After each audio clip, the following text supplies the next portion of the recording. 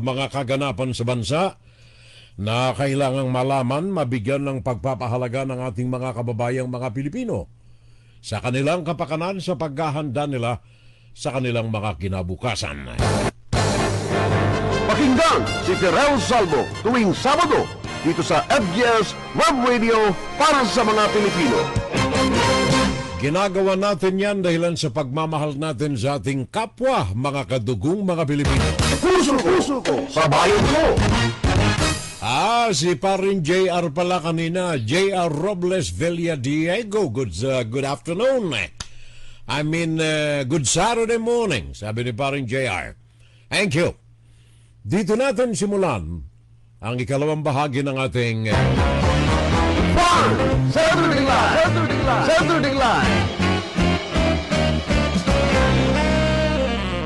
Ang mga dating general natin, and in fact, hindi lamang mga dati, even current generals and military men of all ranks, from the PNP, Philippine National Police, and then from the military itself, nagkakaisa ang mga itong nananawagan ng pag-aalsa. Pag-aalsa. Hindi siguro masabi nating armed revolution, pero ito'y pag-aalsa na panawagan ng ating mga nasa military, from police to the military. Sinabi kong ito'y second wave sabagat ito'y sa ikalawang pagkakataon na.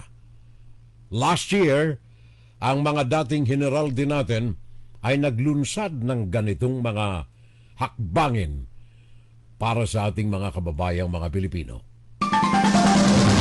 Inside, Guro-Guro, Opinion, and Saturday Live. Yan ang ating issue ngayong araw na ito, mga kababayan. Ito ay idinulog sa atin personal ng ating kaibigan na ngayon ay nanonood dyan, si Maring Mirna Guillermo. Sabi niya sa akin, marami ng malalakas na mga bagyo ang nagdaan sa atin, pero nakukulangan ng paglilingkod ang ating pamahalaan sa ating taong bayan. Kaya sabi sa akin ni Maring Mirna Guillermo, I urge you, please,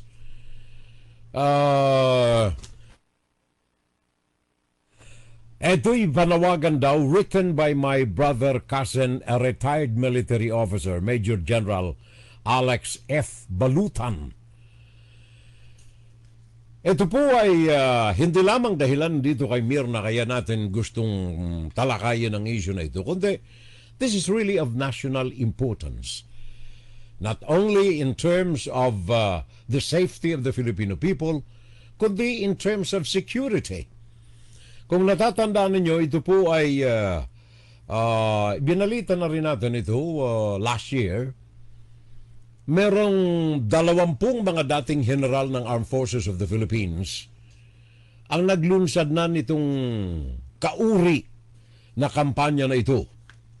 Last February, I think, of 2023. Grupo ng mga retiradong mga senior government officials and generals ang naglunsad na nitong pag-aalsa. Sa kanilang terminolohiya, pag-aalsa. Ito ay hindi upang ibagsak ang gobyerno, kundi upang humingi ng tulong sa taong bayan na makiisa sila sa kampanya laban sa korupsyon sa bansa. Yan ay 2023. Pinangunahan niya ng mga dati ko pang mga kakilalang mga general at the time, sina General Farolan, si Mr. Renato de Villa, maging kasalamuha ko ito nung araw nung ako'y naandyan during the 70s and the 80s sa bansa.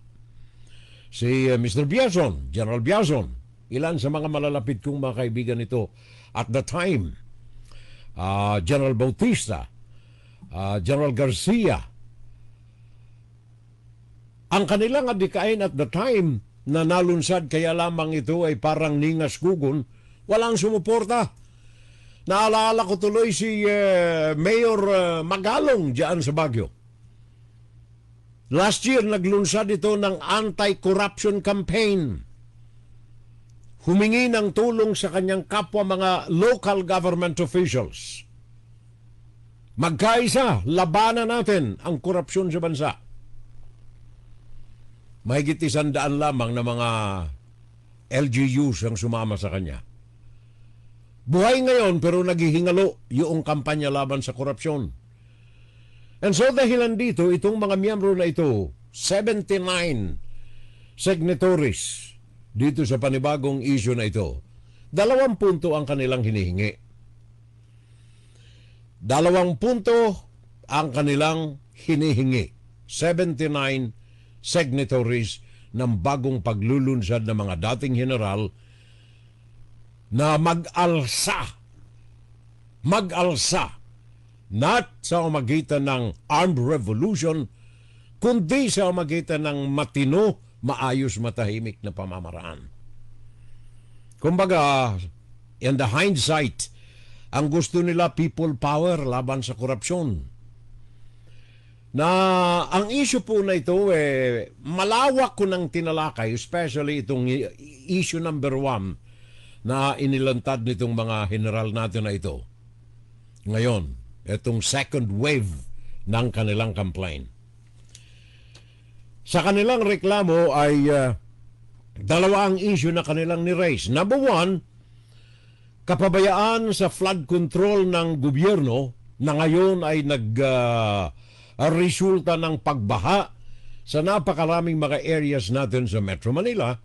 At number 2, which is the root cause of floodings, ay ang corruption sa gobyerno. Ito hindi ko sana bibigyan ng major attention. Isasama ko na sana ito sa ibang mga balita natin sa unang bahagi o kaya sa huling bahagi. Kaya lamang, napukaw na muli ang damdamin ko and I decided siguro pag-usapan natin nga itong issue na ito. Bagaman, sabi ko na nga kanina, malawak ko ng tinalakay ang korupsyon sa gobyerno. Kung titingnan ninyo 2 Saturdays ago, that was August 3. Malawak kong tinalakay itong issue ng baha diyan sa Pilipinas because of corruption. Idinetalye ko rin yung mga data, mga tala na sumusustansya kung bakit ang korupsyon ang dahilan ng baha diyan sa Metro Manila. And I would like to urge our generals, itong mga petitioners na ito, na pakinggan uli, panuorin yung aking issue noong August 3, 2 Saturdays ago, sabagat malawak kong tinalakay ito. Kaya lamang ngayon, meron akong naisidagdag sa inyo mga kababayan, napukaw ang aking damdamin at which made me decide na talakayan ito ng detalyado sa ating insights today. Pakinggan natin sandali itong pahayag ni Congressman Jill Bungalon ng Bicol. Ito'y sagot niya dito sa reklamo kasi ni Sara Duterte. Ang mga reklamo ni Sara Duterte, sabagat wala na siyang mahagilap na issue na relevant, na genuine para maisulong ang kanyang adhikain. Sakay siya ng sakay kahit mga issues, hindi niya pinag-iisipan na tumatama, boomerang sa kanyang pamilya. Kagaya nitong sabi niya, na ang korupsyon sa Pilipinas ay talamak ngayong panahon na ito, meaning BBM. Kaya marami tayong mga baha diyan sa amin sa Davao. Sabi ni Sara Duterte, ngayon lamang nangyari nagkaroon ng baha na ganyan. Kaya sabi ni Jill Bungalon, and this is the thought, yung nasa isip, nasa utak ng mas marami sa ating mga nakikinig ng mga mamamayan. Sabi ko na nga sa mga nakalipas, nagtuturo si Sara Duterte sa iba, hindi niya alam yung 3 daliri niya sa kanyang pamilya nakatutok. Pakinggan natin ang sagot muna ni Jill Bungalon ng Bicol. Yung issue ho kasi doon sa flood control project doon sa Davao, parang hindi naman po yata tama na sisihin mo yung national government sa pagbaha doon sa Davao City. Bakit?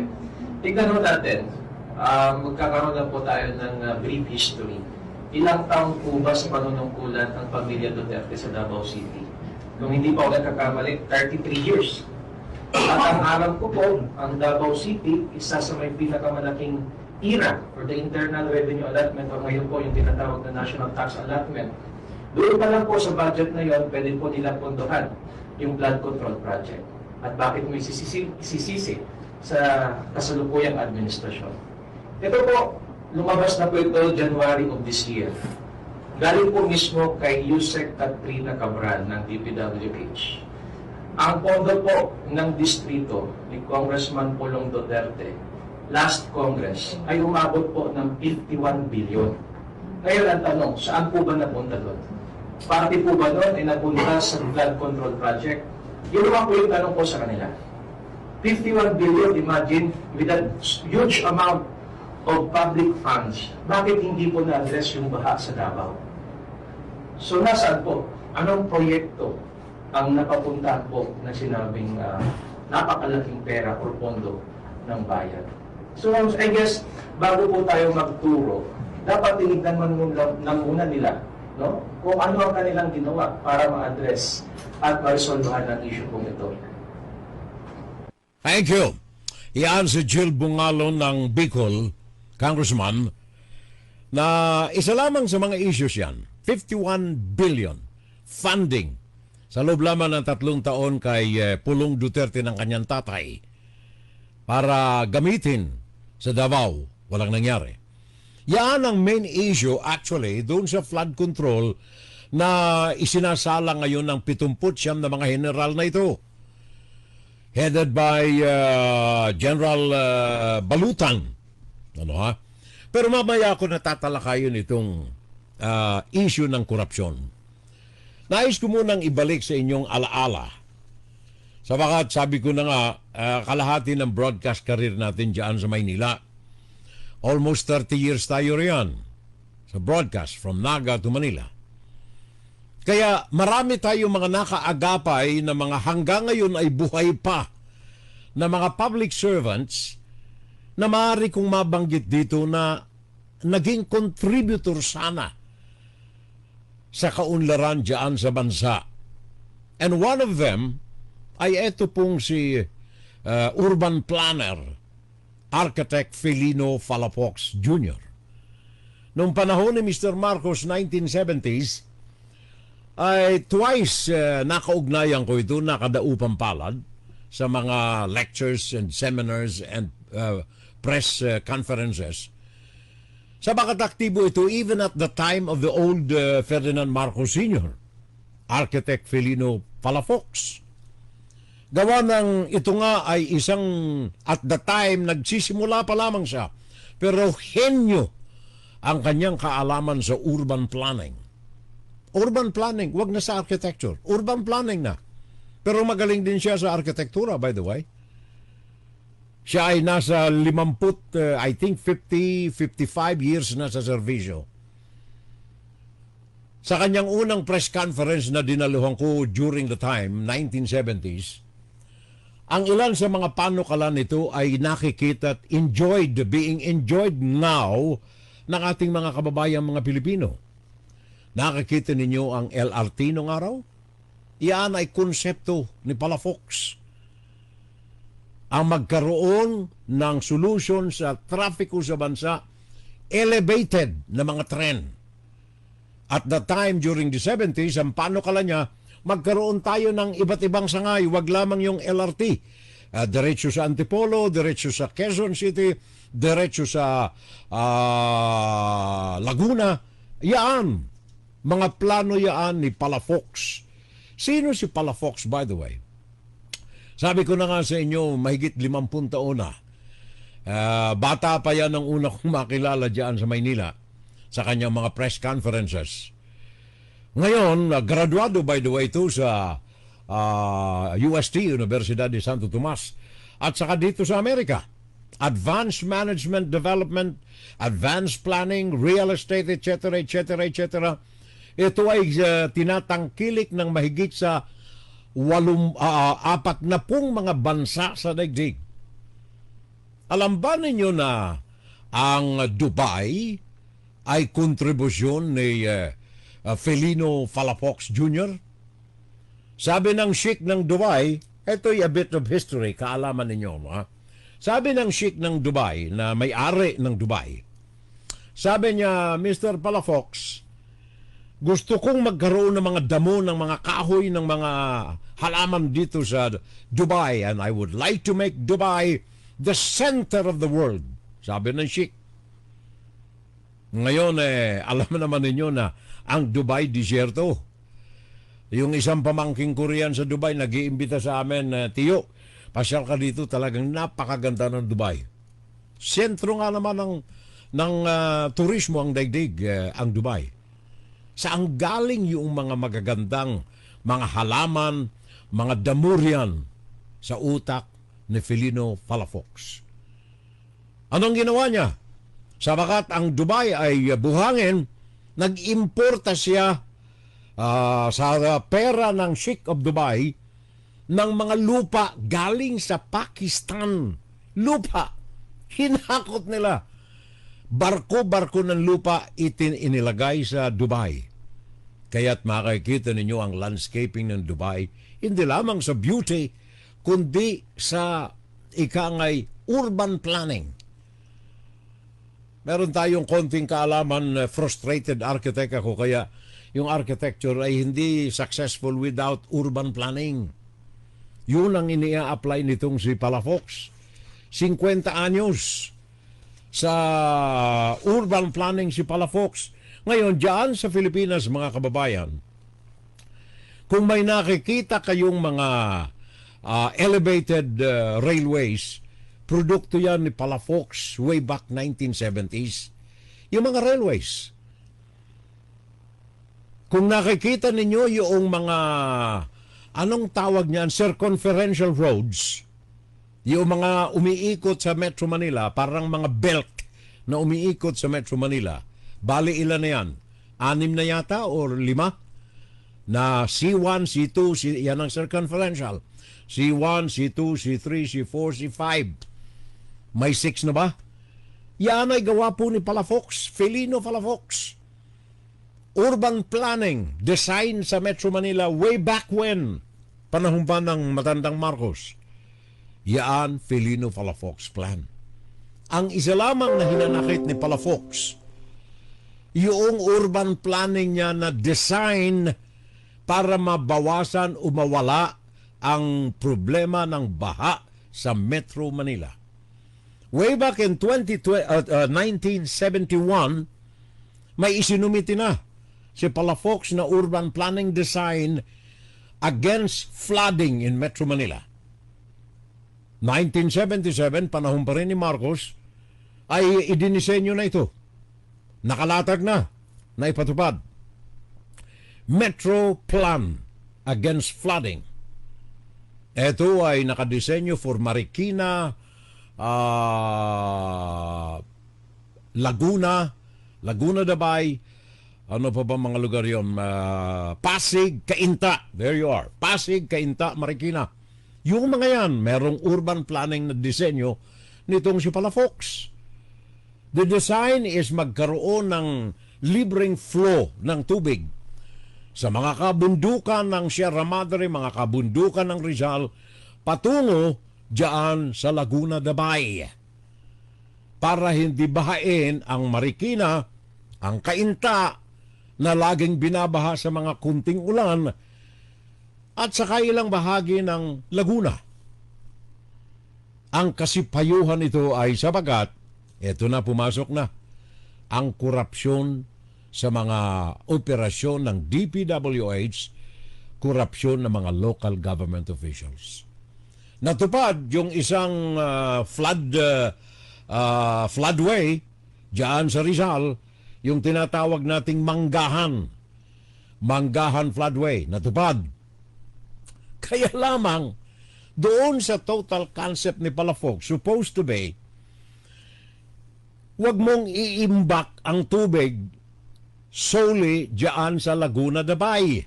Kailangan nito ay dumaloy palabas ng Laguna de Bay na papunta ng Manila Bay.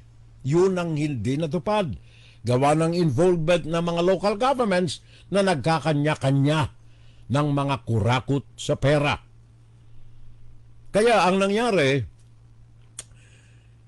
kung magpapatuloy itong kawalan ng master plan ayon dito kay Felino Palafox, kung hindi masusunod ito dahilan sa korupsyon, sabi nga ni Felino Palafox, I can still remember itong baha na ito, sabi niya, kapag ito hindi na control, yung Laguna de Bay, yung Laguna Lake, at saka yung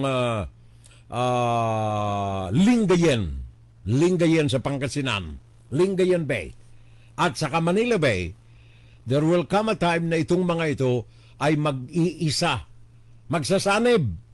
Ano ang ibig sabihin? Lubog ang buong Metro Manila. Lubog ang Bulacan. Lubog ang Pampanga. Lubog ang Laguna. Ang Rizal. Lubog. Kung hindi masusunod. And unti-unti, nangyayari na ito. Especially reverse ang nangyayari. Naglalagay tayo ng mga reclamation sa Manila Bay. Naglalagay tayo ng bagong airport sa Bulacan na siyang maghaharang pa ng malayang pagdaloy ng tubig sa mga kabundukan ng Rizal, sa mga kabundukan ng Sierra Madre, papunta ng Metro Manila. Nagkakatotoo, bakit? Meron tayong spillway, floodway, kung tawagin, galing sa Manggahan sa Rizal, Marikina, patungo ng Laguna de Bay. Ngayon, kung titingnan nyo ang mapa, mga kababayan ko, ang mapa ng Metro Manila, yung Marikina River ay pinagsanib yan ng mga maliliit na mga ilog galing sa mga bundok ng Rizal. Nagkasanib-sanib sila sa iisang lugar na kung tawagin ay Marikina River. Yung Marikina River ay parang ahas itong pababa. Pagdating sa Manggahan, gumawa ng viaduct doon, gumawa ng spillway, ng floodway, patungo sa Laguna de Bay. Makikita ninyo sa mapa yan, straight yan, galing sa Marikina River, patungo sa Laguna de Bay. Pero yung Marikina River, tuloy-tuloy din yan, umiikot-ikot, patungo doon sa Pasig, doon sa Pineda, Pasig. Tumira riyan ang aking sister-in-law, Pineda, Pasig. Tuloy-tuloy. At dyan sa Pineda, yung other branch ng daloy ng tubig galing sa Laguna de Bay, pabalik sa Marikina River. Na kung tawagin na roon sa meeting point, Pasig River na. Diyan sa Pineda, sa Pasig, Metro Manila. Yun na ang Pasig River na dumadaloy patungo sa Laguna de Bay, sa Manila Bay. Sa madalit sabi, yung idinivert na tubig sa lake ng Laguna, bumabalik, nag-iisa, palabas, patungo uli sa Pasig River. Ang plano nitong si Mr. Felino Palafox na isinumiti long time ago, Marcos era pa, maglagay ng iba pang mga outlets ang Laguna Bay patungo sa Manila Bay. Saan ito mangyayari? Diyan sa Parañaque. Meron diyang malalaking mga ilog, ang ngayon ay patay na. Nakasama yan sa flood control ng plano, urban planning ni Mr. Felino Palafox. 30, 40, 50, 60 years ago. 50 years ago. Na hindi nangyari. Outlet supposed to be. Meron tayo riyan, ako'y nakatira ng Parañaque. Meron tayo riyan na Sucat River. May Sucat River tayo riyan. Meron tayong hindi Bikutan may isa pang ilog dyan, di ko matandaan. Saan na ba yun? Meron akong isinulat dito kung ako hindi nagkakamali. Dalawang outlet yan. Alabang, there you are. Meron tayong Alabang River riyan sa Parañaque. At saka meron tayong sukat, ang tawag namin dyan, Tagig. Sukat River. Okay. Sukat River. Meron pang isa riyan, yung Tagig River. Doon naman ito sa Pasig. Yan ay ginagamit ngayon ng MMDA. Nagharang sila roon ng flood control something Diyan sa Pasig River, sa may Tagig. At saka sa ugnayan ng Pasig at saka Marikina River. Now, sa ilalim ng plano ni Palafox, dito sa bandang ibaba, may dalawa pa dapat na buksan na malaya na daluyan ng tubig sa Sukat at saka sa Alabang.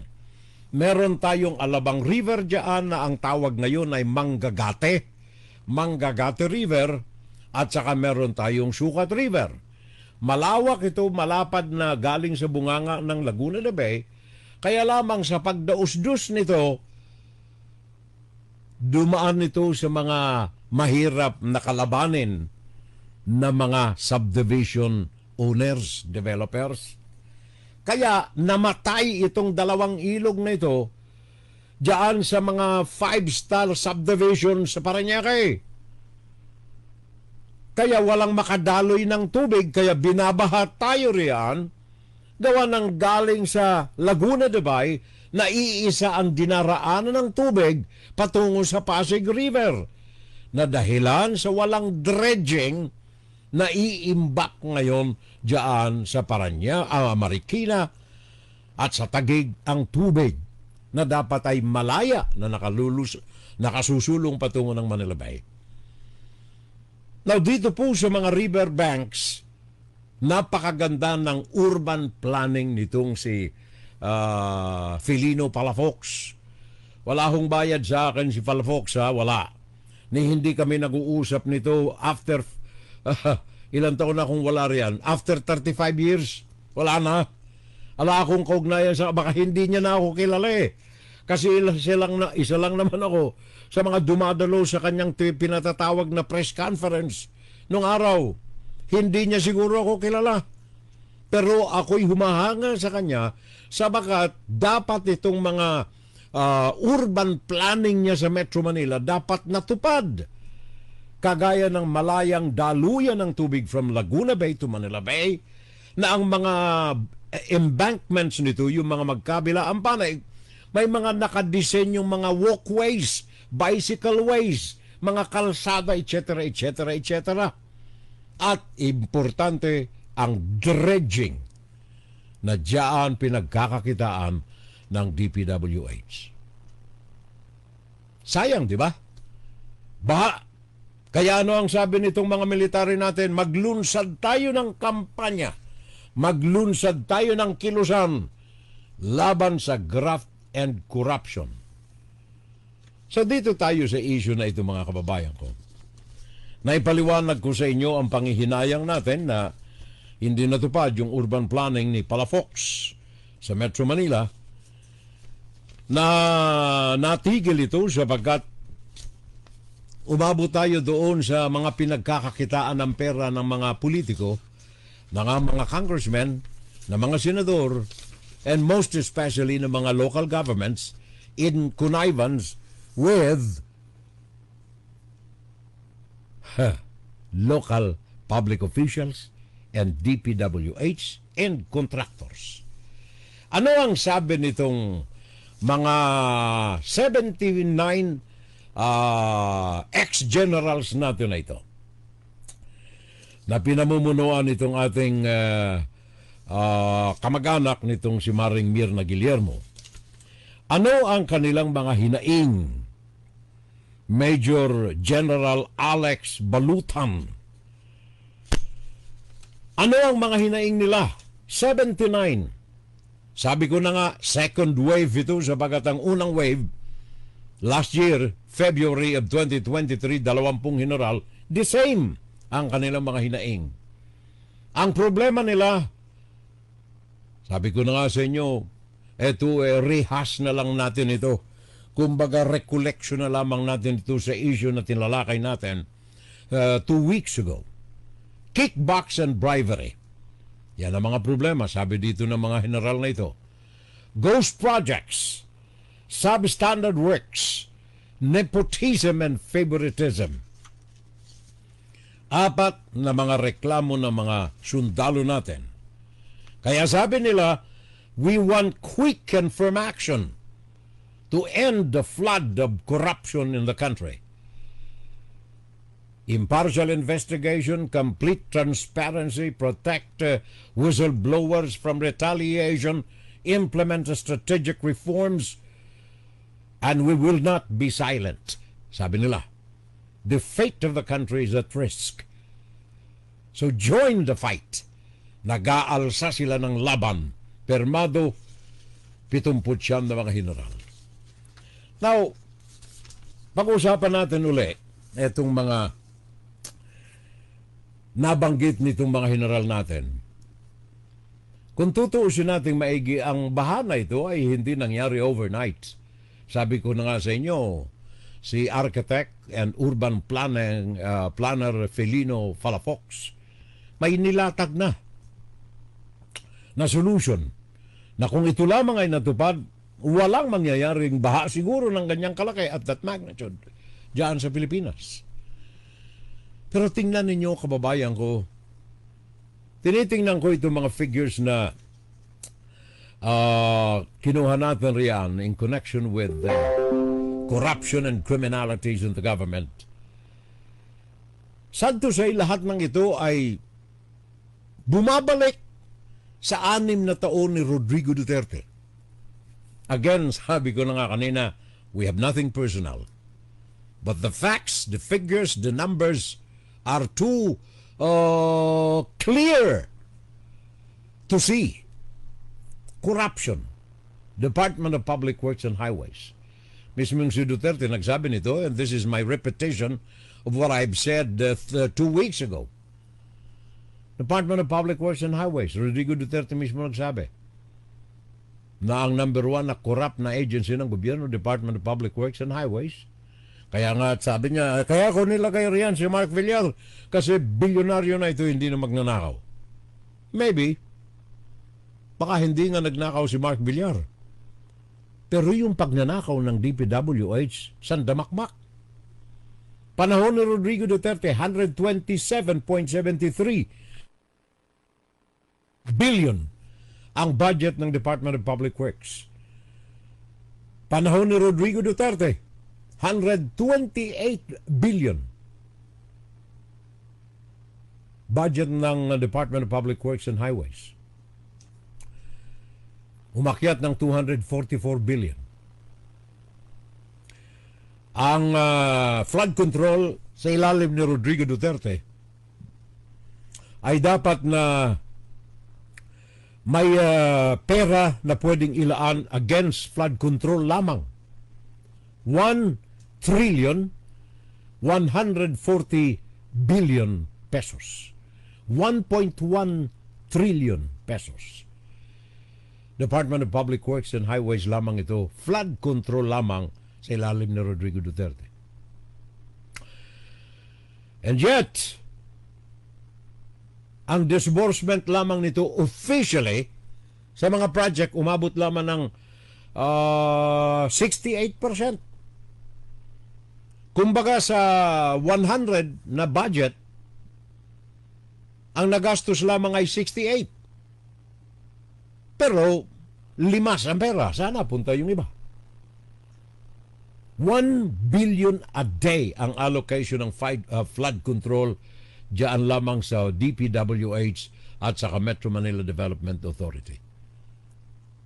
1 billion. B as in boy. 1 billion araw-araw sa flood control lamang sa Metro Manila.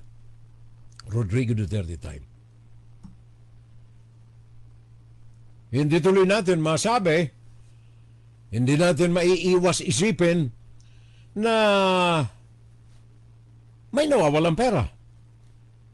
Kagaya halimbawa ng 51 billion na budget sa Davao from 2020, 3 taon, 2020, 21, 22, 3 taon, 51 billion ang ibinulong ng Malacanang sa Kongreso na ibigay kay Pulong Duterte panahon ni Rodrigo Duterte as President. Saan napunta ang 51 billion na baha na ilaban sa baha na pera dyan sa Davao? Kaya dyan ay supalpal si Sara Duterte. Davao, wala ho kaming pera rito, kaya kami binaha. 51 billion, Pulong Duterte. Hindi lamang yan, si Sara mismo, Sara mismo, bilang alkalde ng Davao, 114 million. Bilang alkalde ng Davao in 2016, Sara Duterte, 114 million. Umakyat ito bago siya naging vice-presidente, alkalde ng Davao. Sa 3 taong natitira, umakyat ng 460 million taon-taon. Sara Duterte, alkalde ng Davao. Saan napunta? Bakit binaha? Bakit nagrereklamo siya ng baha ngayon sa Davao?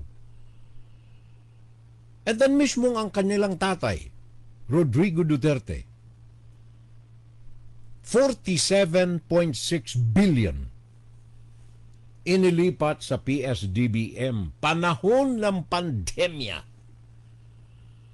Rodrigo Duterte, nagkamal ng salapi ang Farmally, financed, operated, and manned by Michael Young, economic advisor ni Rodrigo Duterte. 11.5 billion ang kinamkam ng Farmally sa ilalim ni Rodrigo Duterte. Hindi lamang yan. Ayon sa tala mismo ng kanilang budget finance department, sa panahon ni Mr. Rodrigo Duterte, and until now, siguro 20 to 25% ng national budget ng gobyerno ang ninanakaw ng mga empleyado, opisyal ng gobyerno. Kaya kung titingnan natin maigi, 14 billion ang nawawala sa ating gobyerno every year. 14 billion. Budget umaabot ng hanggang ngayon 800 billion ang pangkalahatan ng mga nakukurakot na mga public officials natin. And then during Rodrigo Duterte's time, again, sa ito'y mga impormasyon na nais ko pong ibigay sa inyo, Mr. Generals, dito natin simulan. Sabagat sabi ko na nga kanina, sa loob ng 60 taong ko sa broadcast, ngayon lamang ako nakatagpo ng isang presidente na nakukula-pula ng sandamakmak na mga akusasyon, which the move of the ex-generals, former generals, is very timely. Isulong ang kampanya laban sa korupsyon. Mantakay mo yan nakakahiya man banggitin, pero ang Pilipinas, out of 180 countries na pinakang-kurap, out of 180 countries na pinakang-kurap, from the most corrupt, ang Pilipinas 117 out of 180. So kumbaga ang pinakang-kurap yung 180, ang Pilipinas nandoon 117. At hindi lamang yan during the time of Mr. Rodrigo Duterte. Kasama na ang corruption dyan, Mr. Generals, Group 1 of 20 and Group 2 of 79, Mr. Generals, siguro ito halongkatin natin. Panahon ni Rodrigo Duterte, the unabated, walang control na illegal smuggling of drugs. Nakita ninyo yung pahayag yan sa Senate congressional hearing sa Pampanga the other day lamang, one day ago. Dating intelligence officer ng Customs Anong sinabi niya? Ang pinuno ng droga itong mga anak ni Duterte. Mr. Generals, kung kayo ay sincero sa inyong adikain na linisin ng gobyerno, magsimula ng pag-aalsa laban sa korupsyon, this is your huge opportunity. Unabated smuggling, illegal drugs. Huwag nating patayin yung biktima na ng droga. Parusahan natin bakit wala na mga drug lords, mga amo, mga sindikatong malalaki na nagpapapasok ng droga sa bansa. Bakit hanggang ngayon wala? Eto na, lumaganap na lalo sa forma ng pogo. Mr. Generals, this is your opportunity to show your sincerity, not only by words, but of acts. Yung pag-aalsa na panawagan ninyo, eto ang mga basihan ninyo. Animated smuggling of illegal drugs. Huwag niyo sabihin na ang mga dokumento ay wala, ang mga supporting documents wala. Kung magiging makatao lamang si Mr. Richard Gordon, doon nagsimula ang compilation ng mga drug documentations illegally entering the country. Nandoon sa file ng Blue Ribbon Committee ni Mr. Richard Gordon during his time. At ngayon, malakas, vivid, maliwanag, siniliwanag ng sikat ng araw ang mga nalalantad sa mga pagbubunyag ng mga dating sarado ang bibig sa takot na sila'y matukhang. Now, eto ang pagkakataon ninyo, Mr. Generals. Show you the sincerity of your words by acting according to law.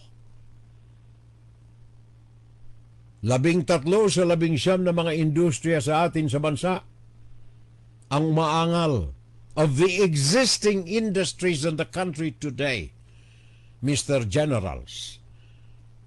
Umaangal ang mga ito officially sa kanilang mga paghahayag. Sa 19 na mga industriya sa bansa, 13 rito ang biktima ng korupsyon in the biggest scale ng mga public officials natin. Liban pa ito sa entry ng mga cronies at mga family dynasties. Bakit nakamamamayagpag itong si Michael Yang? Protected during the Duterte administration. Bakit lumaganap ang pogo? Sapagat protected ng Duterte administration. Ngayon nakikita ninyo, ngayong wala ng mga busal sa bibig, etong mga tao na ito, na ako'y naniniwala na ang ilan sa kanila ay napilitan na magsinungaling, magdiin ng ibang tao for fear of their lives. Tingnan na lamang ninyo ito nangyayari riyan. Hearing sa Pampanga, ginigisa ngayon ang ngayon nakabilanggo sapagat siya'y nakatuklas ng malahiganting smuggling ng droga sa bansa. Siyang nakabilanggo. Naniniwala ako ngayon sa mga sinasabi niya sabagat kung baga ngayon walang busal ang kanyang bibig. Maybe there are some lies from within the documents na pinalalabas niya. But in sum total, siguro nagsasabi ito ng totoo. And that is in the hands of our investigators to find out. Naniniwala ako na hanggang ngayon may mga pork barrels pa rin yan. Ibang pangalan na nga lang. Mga congressmen, mga senador natin, ibang pangalan nga lamang. Hindi na siguro PIDAP ang pangalan, pero may pork barrel pa rin. Kaya yung mga proyektong iyan, yung pinasimulan ni Mr. Palafox, hindi natuloy. Bakit? Naandyan ang connivance ng mga big time at mga cronies at mga family dynasties. Balikan ko yung ilog sa Pasig at saka Sukat. Sukat at saka Alabang sa Parañaque. Nung nandiyan tayo, kitang-kita mo naman yung lapad ng Alabang River at saka yung Sukat River. Malapad yan. At kung yan ay madidredge ng gusto papunta ng Pasig River, ng Manila Bay, meron pa kayong bike lane, meron pa kayong promenade. Kagaya ng ginagawa ngayon sa Manila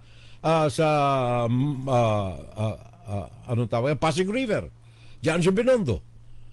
Kasama doon sa plano ni Palafox na hindi natuloy. Bakit? Sabagat, yung mga funding na galing dito sa tinatawag nilang anong tawag dyan? PIDAP. Hindi nakararating ng tama. Along the way, sakay sa loob ng butas-butas na balde, ubos. Pagdating sa dulo, nandoon makakabangga mo yung mga may-ari ng mga subdivision developers. Tingnan ninyo sa mapa, mga kababayan, yung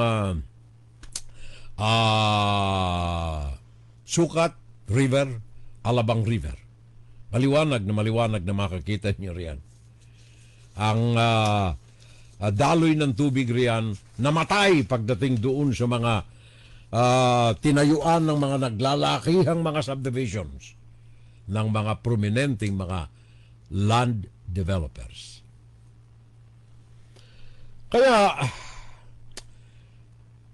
ikang ay positibo ang aking pananaw dito sa mga kilusan na ito ng mga ex-generals natin. Malaking puwersa yan. 79 plus 20, that's 100 generals. Former generals. Pinagpipitaganan ng kanilang mga nasa sakupan during their times. It's your time to show the sincerity, the unpolitical biases natin para sa bayan, ng bayan, at ukol sa bayan. For the people, of the people, and by the people. Pakita natin, Mr. Generals, ang inyong sinseridad sa mga adhikain na ito na nais ninyong ilunsad na pag-aalsa. Second wave nitong 79, first wave was the 20. Laban sa korupsyon sa bansa. Now, umuutang tayo another 6 trillion para sa development ng ating bansa. Noong panahon ni Rodrigo Duterte, we spent 570 billion sa di umano'y pandemic na walang kinahinatnan. Pinagmalaki nito yung regalo ng China na mga bakuna. Siguro sa mga general natin, before we end our insights today, siguro sa mga retiradong general natin, meron kaming mga ilang tips na ipagkakaloob sa inyo. Mga records naman yan naandyan sa Commission on Audit. Tingnan nating maigi. Naandyan sa mga reports ng Blue Ribbon Committee, panahon ni Rodrigo. Sa mga report ni Riza Hontiveros today. Yung mga reklamo ng kapwa nila mga congressmen laban dito sa mga excessive funding na mga projects na hindi natupad. For example, yung Kipulong Duterte. And of course, yung mga budget na exorbitant sa mga alkalde, sa mga congressmen. And most of all, siguro tingnan natin ang yaman ng mga politiko na matagal na sa pwesto, and then ikumpara natin sa kanilang legal salaries and income na matatanggap. Diyan natin simulan ang ating kampanya laban sa nais nating isulong na pag-aalsa laban sa korupsyon sa ating pamahalaan. Hindi muna ako sasaludo sa inyo, magbabantay. At tayong mga nandirito sa FSL, magbantay tayo. Tingnan natin kung ang retorika ng ating mga generals na ito ay masasamahan natin. At kung ang mga retorika ng mga ito ay sincero buhat sa kanilang mga puso at mga damdamin. Inside, Guro-Guro, Opinion, and Saturday Live. Well, lahat po ng bagay na yan pinag-uusapan natin sapagkat Puso ko sa bayan ko. kaya nga ba't inilalaan natin ang ating buhay habang tayo po ay humihinga pa? Wala pa naman akong rayuma. Habang humihinga pa tayo ay inilalaan natin ang buhay natin. Ang ating munting kaalaman na maibahagi sa inyo, makatulong sa ating mga mamamayan at sa bayan nating tinubuan. Pakinggan si Terrell Salvo tuwing Sabado dito sa FGS Web Radio para sa mga Pilipino. Go ahead. Saturday Live! Saturday Live! Sabi ni paring Batcom Quezon Dalaget, di ba pwede silang magtayo ng party list at tumakbo sa Kongreso? General's Party List. Sabi ni Batcom Dalaget, pare, alam mo ako isa nga ito sa ayaw ko yung mga party list, pare ko. Gawa ng dumarami ang binabayaran, hindi libre ang panunungkulan ng mga yan. Binabayaran niya ng bayan ng kaba ng taong bayan yung mga party list na yan Now, good for those na ginagamit ang kanilang pwesto para sa bayan, for the people, of the people, and by the people. Unfortunately though, marami sa kanila, wala tahimik Walang binatbat, walang sinabi In fact, para sa akin, yung kakandidato pagka-senador, pagka-congressman, dapat taasan ang kanilang pamantayan, yung kanilang qualifications. Lalo sa mga senador. Well, of course, pati congressman, they are law-making bodies of the country. Ang kanila ay pagbalangkas ng mga batas. Mantakin mo kung ang mahalal mo riyan ano yun? Paano yun? Mr. President, with the permission of the gentleman and sponsor. Okay. First, no? So that we can move on your motion. Okay. To move to accept. Opo, tinatanggap ko po ang manukala. Opo. Alright. Now, Sakit ng ulo ko if you can make a motion that the body accepts the amendments on the nature of the substitute bill. Yeah, you have to move first that the body accepts Yan. the substitute bill. Yun, sige na. We move lang po. Opo. Ay, Diyos. Opo. I move. Inglesin ko na to. Hindi ba? Hindi ba dapat yung mga hinahalal natin dyan, kung ikaw nga a-apply ng trabaho sa private company, janitor lang anong tinapos mo? Commerce po.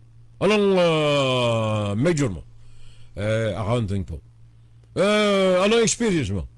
Di ba? Pagkatapos kandidato kang senador, ala kang dala, kundi ang tropeyo mo bilang best actor. Yan ba yung nagbibigay ng maayos na qualification sa'yo? Kaya tayo mga Pilipino, Message mo naman dun sa mga hindi nabudol. Huwag mo mga hindi nabudol, I'm pretty sure pinagtatawanan mo kami ngayon. Hindi naman. Alam mo yan ang isang bagay na meron kami. We welcome. Kasi lahat naman tayo nagkakamali Tsaka minsan, nabula tayo Aminado naman tayo nabula. Kaya nga nabudol Ginusto mo ba budol? Okay, tama na. Aminado nabudol Ilan pa kayang mga Pilipino ang aamin na sila'y mga nabudol nitong mga balasubas na itong mga nahalal natin sa gobyerno? Paring Batcom, di ba pwede silang magtayo? Okay. Sabi ni Maring Mirna, nasira na po at nahilo na ako sa exposés mo. Millions, billions, trillions. Hindi ko na makayanang bilangin. Kinalawag na ang accountancy profession ko sa Pilipinas. A good governance, sabi ni Mirna Guillermo ito, ha? Sabi ni Maring Mirna, sandali, asan ba yan? Araw, mahaba kasi. Kinalawang na. A good governance, nawala. A good governance who truly live by God's designs for human honesty begin to influence a community genuinely operated by honest governance, then the result will be good for the people. With the righteous prosper, the city government rejoices. Okay? Sabi ni Maring Mirna. Thank you, Maricoy. Maraming salamat. Sabi ni Bonnie, magandang gabi Fiorel at mga kakamping mula sa Riyadh. Been very busy lately, kaya humahabol ako. Sabi ni paring Bonnie, Bonifacio Anyo Nuevo. Wow, billion pa rin, sabi ni Batcom Quezon Talakit. Kung binigay nila sa mga may hirap na nakatira sa tabi ng ilog, di sana ay walang baha sa mga ilog. Doon kasi nakatira ang sa mga tabing ilog sa ilalim ng tulay ang mga dukha natin na mga mamamayan. Kaya nahaharangan ang daloy ng tubig sa mga pangunahing mga ilog ng Manila. Sayang ang mga nabanggit po ninyong mga bilyong pera. Nakurap na lamang at mga gahaman sa pera ng bayan na inutang pamandin sa ibang bansa. Sabi ni paring Batcom Quezon Talakit. The Duterte families are addicted to power and cash. Sabi ni paring June Jess Sanoro. Villar developer. Alam mo ako'y nasasayang talaga dyan, pare ko. Tama yung sinabi ni Mr. Palafox na kung ang daloy ng tubig, naglagay nga tayo ng Manggahan waterway, floodway, Manggahan floodway. Galing yan sa Marikina, papunta diretso, straight na straight, papunta ng Laguna de Bay. Ngayon, kung itatambak natin diyan, tama yung sinabi niya. Magsasama-sama na yung Lingayen Bay sa Pangasinan at saka Manila Bay at saka Laguna Bay. Ano ang ibig sabihin ng pagsasama-sama? Baha ang buong Metro Manila. Natupad yung Manggahan floodway, pero ang hindi natupad yung outlets. Meron tayo yung palabas, galing pa rin dito sa Laguna de Bay patungo sa Pasig River na umuugpong sa Marikina River doon sa gawin ng Pineda sa Pasig. Yun. Ngayon, yung dalawa, yung Alabang at saka Sukat rivers, pinatay. Tiningnan ko the other night yung kung saan dumaloy itong dalawang rivers na ito na tinutukoy ni Mr. Palafox. Pagdating doon sa mga 5-star subdivisions sa Sukat, sa Alabang, patay na. Wala na yung ilog. Dapat yun ay kinadkad, pinalalim, dredged hanggang patungo doon sa Manila Bay. At doon sa plano ni Palafox, maganda. 5-star, para kang nasa dyan sa Binondo, yung style dyan ng promenade na ginagawa ngayon ni sino ba ito? Ni Asukar. Kung yun ay natupad dito sa Sukat at Parañaque at sa Alabang, maganda. Daloy pa ng tubig, maganda. Meron kayong promenade, meron kayong kalsada, meron kayong bike lane, etc., etc. May mga park along the riverbanks. Sayang, napunta sa bulsa. Hanggang si Fiorel Salvo tuwing Sabado dito sa FBS Web Radio para sa mga Pilipino. Ed, pakiulit mo. Medyo hindi kumpleto eh. There you are. Pakinggan si Fiorel Salvo tuwing Sabado dito sa FBS Web Radio para sa mga Pilipino. Well, nasa huling bahagi na tayo ng ating Fun Saturday Live. Adelaida, good morning, Fiorel. Romy Varay, good morning, Fiorel. At sa lahat ng mga listeners natin and viewers, have a blessed Saturday to all of us. Sabi ni pare kong Romy Veray dyan sa YouTube. And then Eisner Lugo dyan sa Thames Rivers. Pare ko, thank you ha. Maraming salamat. Let me just review kung may mga nakakaligtaan tayo. Uy, Rosita DZ. Hi Rose. Happy watching. At saka si JF Robles Villadiego. Good morning, Furel, sabi niya. At saka, let me see, paring Ed Tulosa. Ang